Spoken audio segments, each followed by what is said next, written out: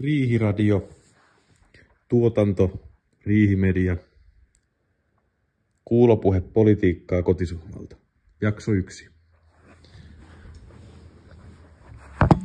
Tämän keskusteluohjelman idea on se, että kukin meistä 4 juontajasta etsii mielenkiintoisen uutisen netistä ja me paneudutaan yksitellen per uutinen.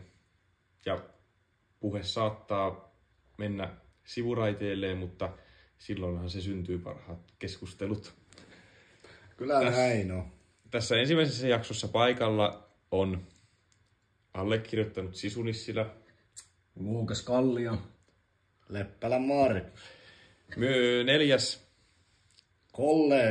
neljäs kollegamme, juontaja erittäin ansioitunut ja meritoitunut Toivo Järvelin ei päässyt paikalle tällä kertaa, koska hän on vakavasti sairastunut, mutta ensi jaksossa hän on varmasti paikalla, joka julkaisemme joulun pyhinä. Tämä jakso voi olla hieman kankea ja vaikea, koska tämä on ensimmäinen jakso, emmekä ole juurikaan treenanneet, eikä meillä ole aikaisempaa kokemusta tällaisesta, mutta aloitamme sillä, että Markuksen uutinen. Markus on kaivannut uutisen netistä ja tällä hetkellä me paneudutaan siihen ja mietitään. Me puhutaan siitä uutisesta jotain, ei mitään takuita, mitään järkevää. Ja tässä voi tulla asiavirheitä. Voi olla, että joku luulee, että joku asia on näin ja me puhutaan sitä ihan faktana, vaikka se ei välttämättä ole fakta. Että ei tämä ole mikään niinku Wikipedia-podcasti. Selvä, ja sieltä Markus ottaakin esille uutisensa. Eli kyseessä on älypuhelimien näyttöjen hertsit.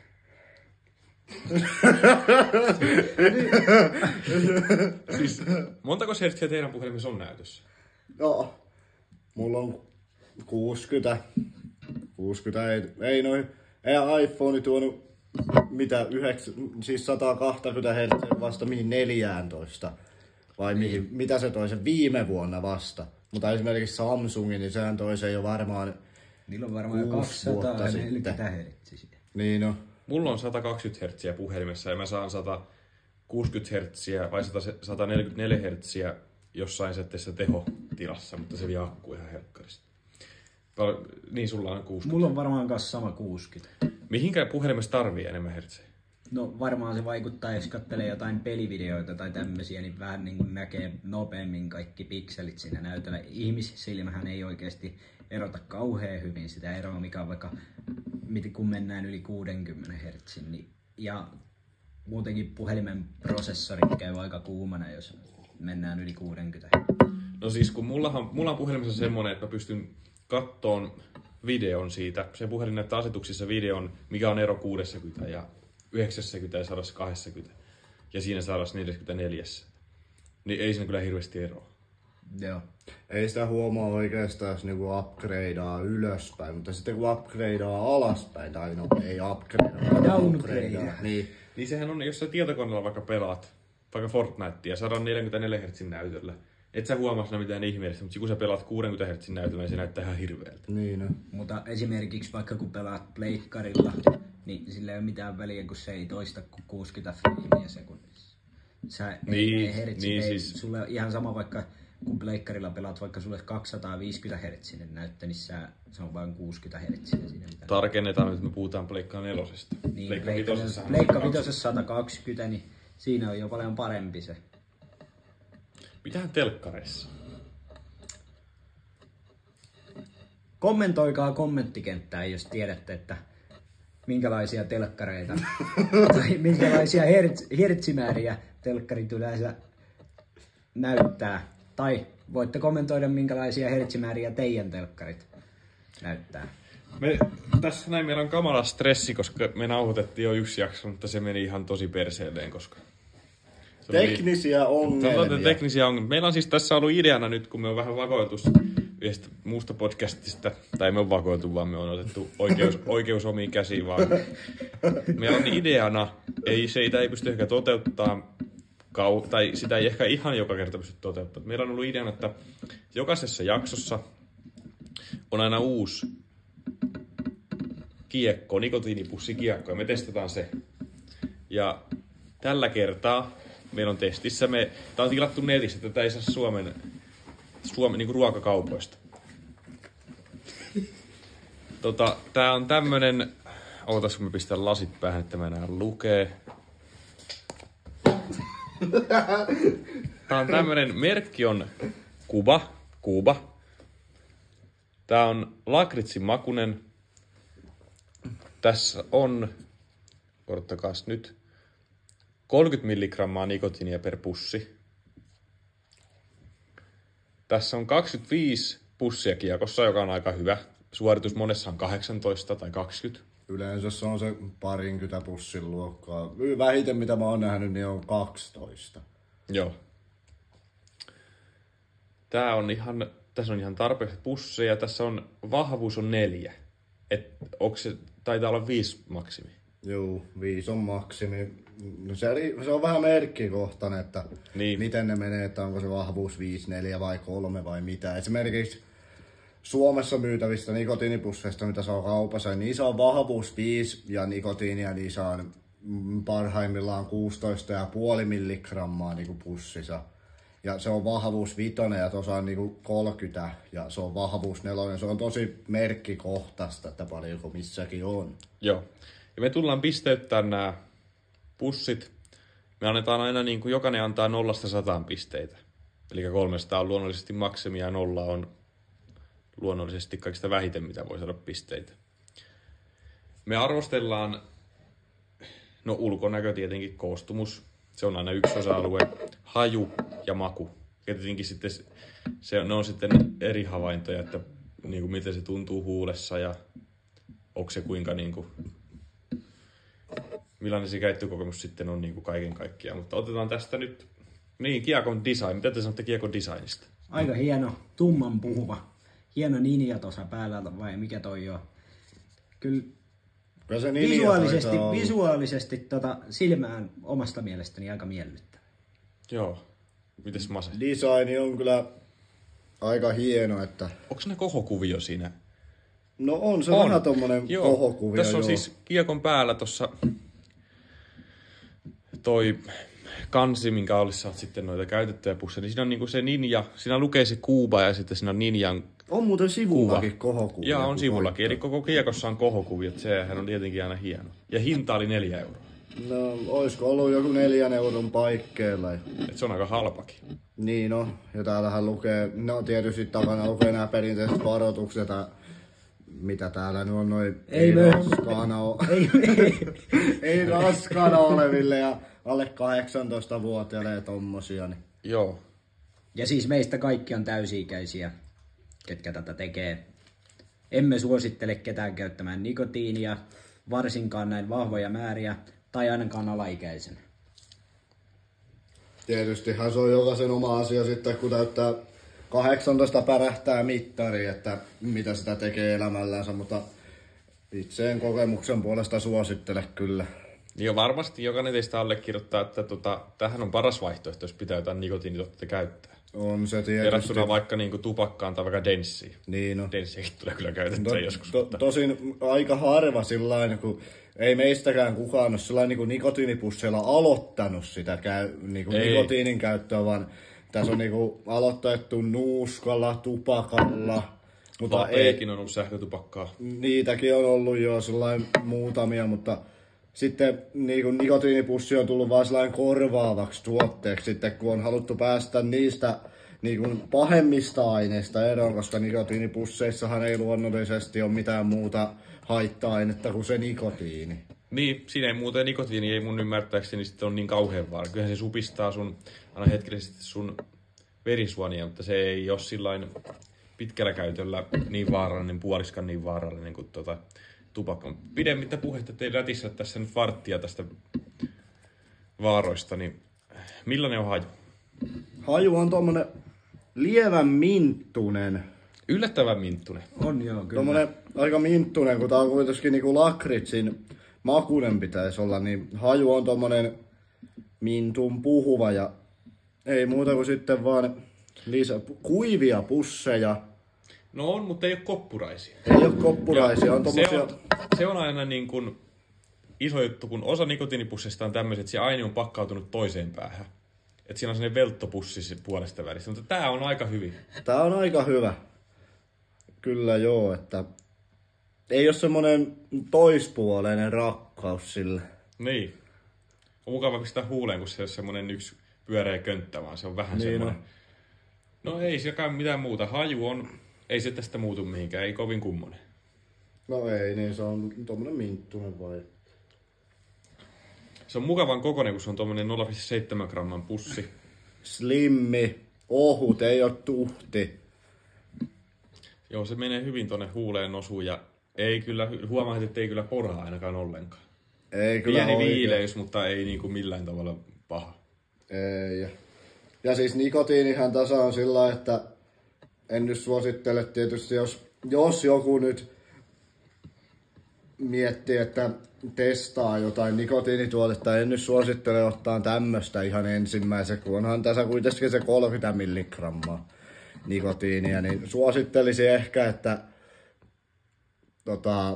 jos on pakko ottaa joskus jotain, niin niinku joku pienempi määrä, että onhan nää niinku ihan liikaa jo tämmötteet määrät niinku semmoitteelle ensikertalaiselle, mutta sitten tällä kun on niinku polttanut tupakkaa tai käyttänyt denssiä, mitä kaikkia nuuskia, vapea, kaikkia tämmösiä. Ihan mitä vaan. Niin, tämmösiä kaikkia nikotiinituotteita, niin ei tää on vielä semmonen siinä kohtaa, kun sä oot polttanut 5-6 vuottakin, niin tää on ihan vielä semmonen niinku, tää on aika pieni määrä nikotiinia verrattuna siihen, että sitten se ensimmäinen kerta, kun mullakin ensimmäinen kerta oli denssi, niin se oli, mitä siinä on, joku 24 milligrammaa. 23 se on.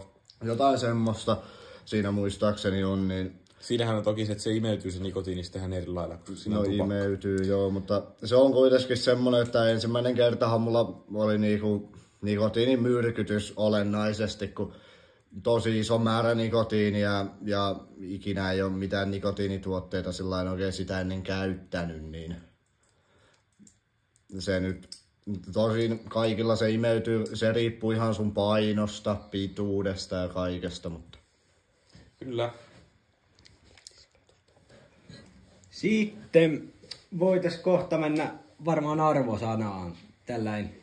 melkein alkaisi jo olemaan, se on tässä nyt muutaman minuutin jo vaikuttanut, eikä se nyt kauheasti sillain muutu tästä enää, että sitä on jo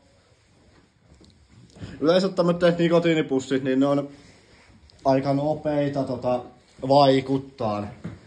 Ja niin kun, mut niissäkin on pieniä eroja, mä oon huomannut.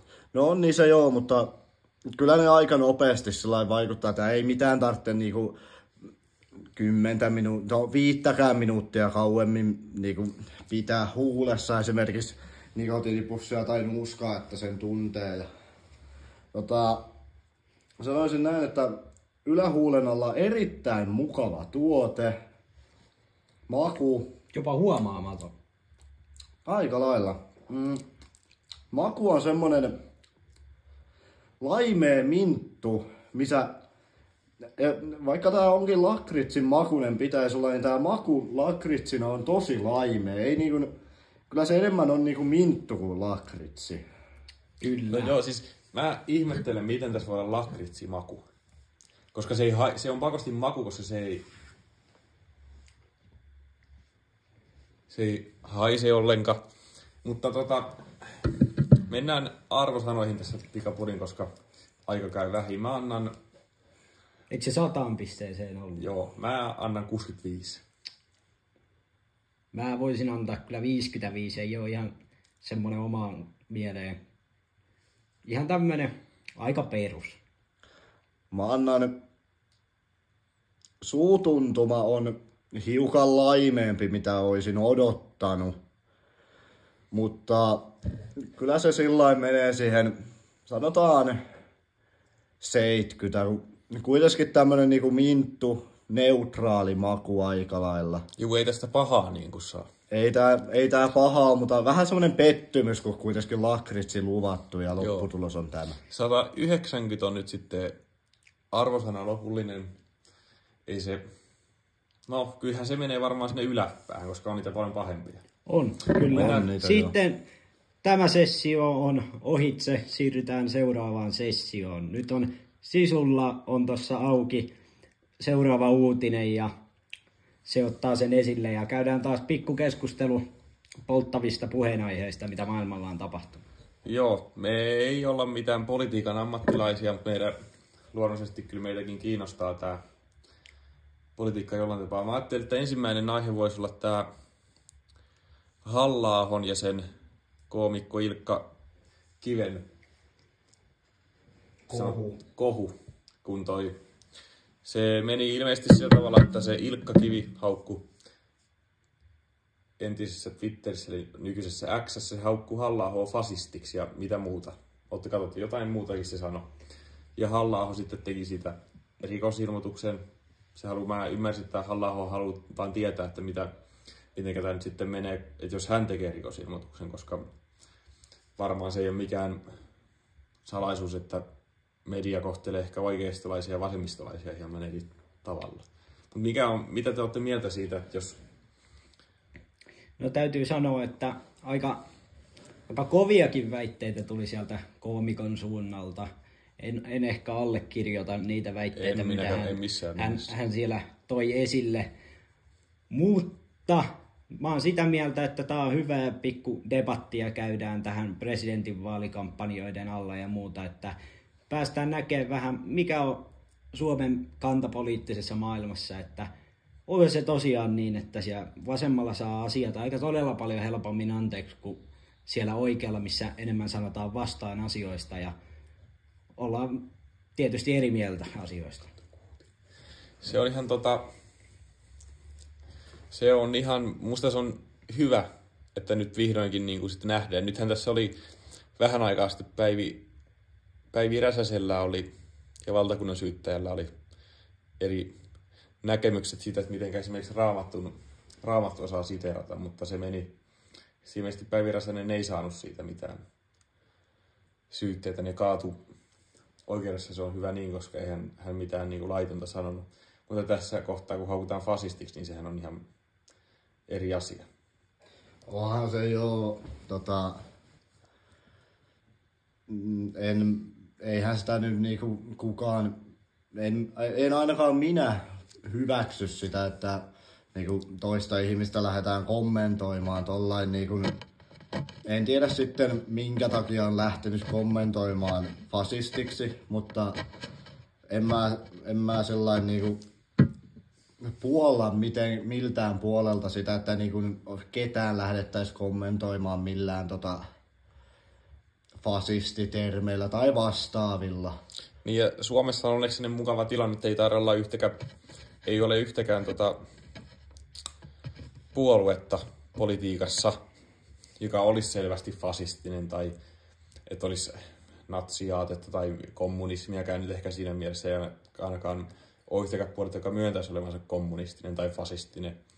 Eikä kukaan ole sanonut olevansa fasisti poliitikoista esimerkiksi tällä hetkellä tai natsi tai kommunistit. Sehän on ihan, eikö se ole kunnianloukkaus? No onhan se, että onhan sekin kunnianloukkaus, jos mä menisin vaan kaupungilla kävelisin ja sanoisin jollekin, että ei siinä tarvitse sanoa kunnianloukkaukseen juuri mitään ihmeellistä, että sä voit sanoa toiselle, että niinku, sulla on ruma mekko, niin sekin voi olla niinku kunnianloukkaus. Joo, ei nykypäivänä oikein saa sanoa mistään mitään, kaikki on tosi herkillä nykyään. Joo, tämä aihe sinetöidään sillä, että me annetaan tuomio, ja se tuomio on tällä kertaa se, että me annetaan kyllä pisteet Halla-aholle tästä.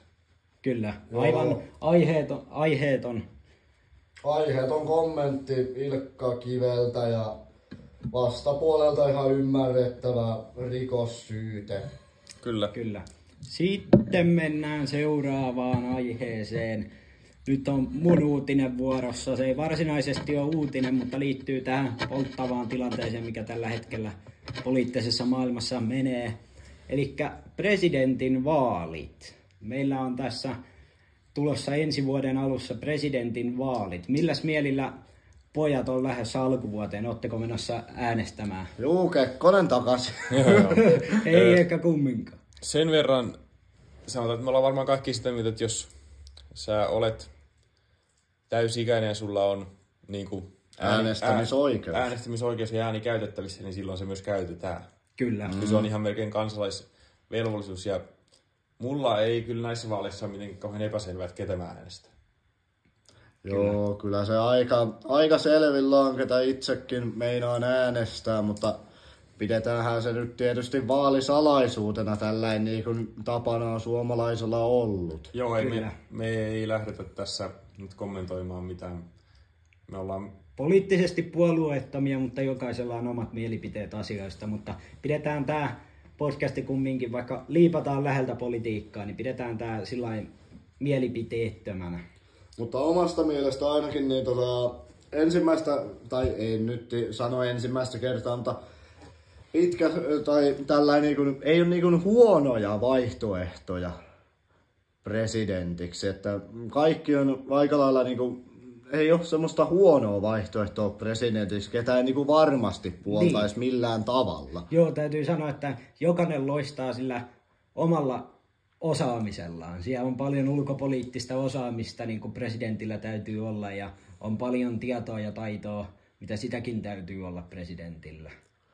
Toisilla on vähän enemmän niin kuin tuolla, sanotaan sosiaalisessa mediassa, niin näkyvyyttä. Toisilla on enemmän niin kuin, sanotaan sellainen, mitä nyt lehdissä näkyvyyttä. Ja tällainen näin, niin lähtökohdat on ollut lähes tasapuoliset jokaiselle, koska eihän kukaan ole ennen kuulumaton nimi kyseisissä vaaleissa. Niin, kyllä. Sitten voitaisiinkin lyödä ensimmäinen jakso purkkiin tästä pikkuhiljaa. Toivomme, että joku edes on kuunnellut tämän podcastin ainakin osaltaan ja voisi laittaa sinne kommenttiosioon vähän jotain kehitettävää, mitä meillä on. Antaa aiheita, mistä seuraavia podcasteja lähdetään tekemään. Antaa, jos haluatte ehdottaa jotain vieraita tänne, niin niihinkin on mahdollisuus jollakin aikavälillä. Meillä on aika rajalliset puitteet tässä tällä hetkellä, mutta mikäli teitä kuuntelijoita sinne tulee, niin me lupaamme tehdä kaikkemme teidän puolesta, että te saisitte hyvää kontenttia ja mieluisaa tämmöistä rentoa höpinää kotisohvalta niin sanotusti. Äänenlaatu on tulossa parannusta, kunhan me vaan keretään ja pystytään siihen vaikuttamaan, mutta kyllä se varmaan tälläinkin menee ihan hyvin. Kyllä, näin mä sen sanoisin kanssa. Niin, seuraava jakso tuleekin jo. Me pyritään tekemään ainakin 1 jakso viikossa, mutta voi tulla enemmänkin, luultavasti tuleekin enemmän. Seuraava jakso tulee jo joulun pyhien jälkeen. Meillä on tässä jo seuraava purkituspäivä lyöty lukkoon ja silloin toivottavasti saadaan 4. jäsen vielä mukaan. Kyllä. Kiitoksia kuuntelusta ja heippa! Riihimedia kiittää ja kuittaa. Kiitos.